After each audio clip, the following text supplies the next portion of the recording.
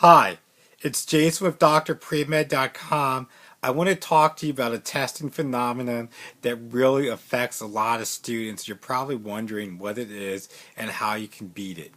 Have you ever taken an exam and gone into the exam during the middle of the test, gotten a question, and then you have to draw a mental blank where you can't think of the answer for the life of you to like pass the test to get the question correct, and you're like very frustrated and upset with yourself because you're like, I studied this, I thought I knew it, but now in the middle of this test and all these points are on the line, my grade, my standardized test score, and I just can't think of the correct answer, and you're very frustrated, you're angry, and all of that, and then you have to just move on because you just took a guess on the answer choice.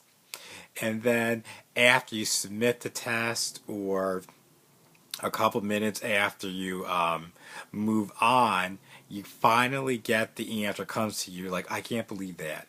After the test is over, now I recall the answer. That is so frustrating and so annoying because you knew the material, but then when you needed it, when it had to count, it just wasn't there for you. Do you know what has gone on? That's called stress. That's called the release of cortisol, a stress hormone. And what it does, it has implications on your hippocampus, where your memory is. And so you're under that stressful environment, stressful situation, and you have this surge of cortisol that's going straight to your hippocampus, and that's going to obstruct your memory, and that's why you can't remember anything, even though you studied it. And so, obviously, when you get out of that stressful situation, at like when the test is over, or you're just going about your daily day, you're like, oh, I remember that answer that I couldn't think of in the moment. It's because at this point, you weren't in the stressful environment or situation, so your memory is intact and it's easy to recall everything. And that's what happens to you when you're taking your exam. You're in the stressful environment, you have all this cortisol surging, and you can't remember anything. So, how can you combat this stress and this cortisol so that you actually remember things when it counts in the middle of your exam? You need to put yourself in stressful situations and stressful environments. And one of the easiest ways to do that is mimic your tests as best as possible. So you're taking these standardized tests, most likely multiple choice. Start doing a lot of practice problems where you're going to have to be stressed out because you're going to be under time conditions or whatever, and you're going to kind of mimic that environment of the test.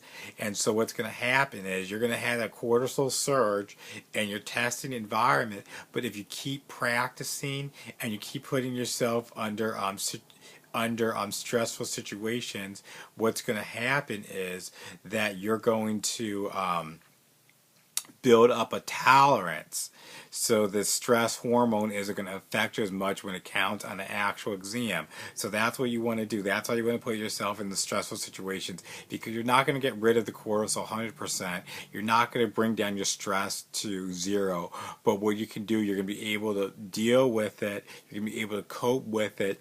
And it's not going to be as strong as what it would be on the actual exam. So that's why you want to put yourself in as many stressful situations, environments before the test, so that when the test comes up, you kind of have a dulled sense of tolerance to that cortisol, where it's going to take more and more cortisol to throw you off the game for your memory to not be there when you need it on an exam. So this is one thing that you can do right now to get ready for your test. So start doing all those practice problems, take them under real testing conditions and situations, and you're going to realize that yes, it's going to be stressful. It's not going to mimic the test environment 100%, but if you do a lot of questions and problems, you're going to get stressed out because you're either going to do well or you're going to do bad, and that's kind of going to affect you. But you'll learn from it, and you'll also build up the stamina and the tolerance to that cortisol stress hormone, where you're not going to walk away thinking, oh my goodness, I'm so upset at myself because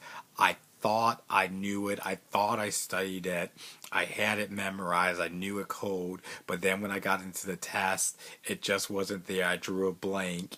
And you don't want to do that, because you know the material, and then as soon as you walk out of that test environment, or a couple hours later, it all comes flooding back to you because you don't have that stress on you anymore. So this is a way to kind of prepare for that, to overcome it, and so to make sure that you're doing well in your academics with that, and you're not letting stress get in the way of your performance, because testing anxiety is a major issue, and it can affect how you're doing in school, or whether you can even get into professional school, residency, all of that. If you can't take the test, that's going to be a problem, because that's how they're going to assess you at every level of your training to become a doctor. It's going to be standardized tests, multiple choice tests, and all of that, even oral boards down the road, but that's way, way down the road for you right now. But you want to make sure that you have your stress and test anxiety under control so you can be at your maximum performance on your exams. And this is Jason with drpremed.com, signing off with some test tips for you, with a little bit of physiology, endocrinology in there for cortisol and all that good stuff, the hormones. But be sure to visit drpremed.com for more tips and advice to make sure that you are on your way to becoming a doctor and getting into medical school.